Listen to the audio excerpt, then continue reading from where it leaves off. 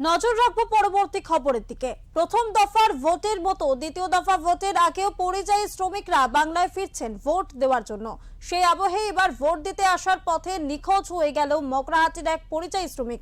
সূত্রের খবর, দক্ষিণ চব্বিশ পরগনার মগরাহাট থানার নৈনান গ্রাম পঞ্চায়েত এলাকার বাসিন্দা আজাহার উদ্দিন শেখ গত 2 থেকে আড়াই মাস আগে গুজরাটে গিয়েছিল কাজের উদ্দেশ্যে।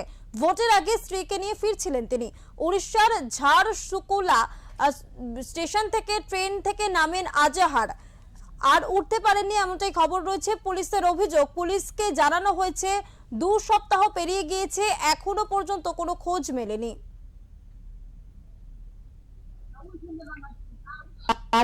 দুদিন ধরে কিছু খায় না, তার স্টেশনে মেরে বলে যে আমি খাবারটা কিনে আনি বলে খাবার কিনছে।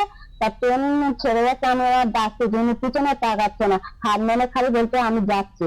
আর তারপরে ট্রেন ছেড়ে চলে গেছে হাত, তারপরে উনি ছুটে ছুটে আসছে, উঠতেই পারে না। আর আমরা একদম শেষে বসেছিলাম। তারপরে কি হলো?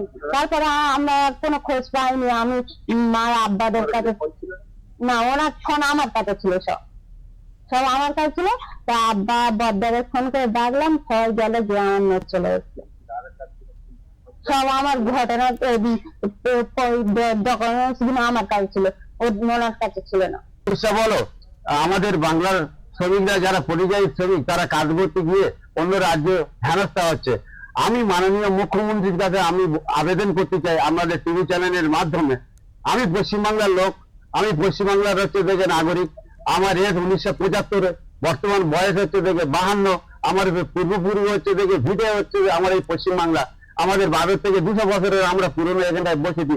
মুখ্যমন্ত্রীর আবেদন যে আমার ছেলেরা বাইরে কাজ করতে গিয়েছিল, আর আসার সময় ঝাঁসুদা প্ল্যাটফর্মে লেবে ওই উড়িষ্যা ডিস্ট্রিক্ট হচ্ছে দেখে বাংলা ভাষাভাষী হচ্ছে দেখে কোথায় ভুল বোঝাবুঝিতে আমার ছেলে বাংলাদেশি বলে অ্যাটাক করে নিল নাকি। মুখ্যমন্ত্রীর কাছে আমার বিনীত নিবেদন, আমার ছেলেরা যত তাড়াতাড়ি হয় সম্ভব আমার কাছে যেন কি ফিরে আসে। দ্বিতীয়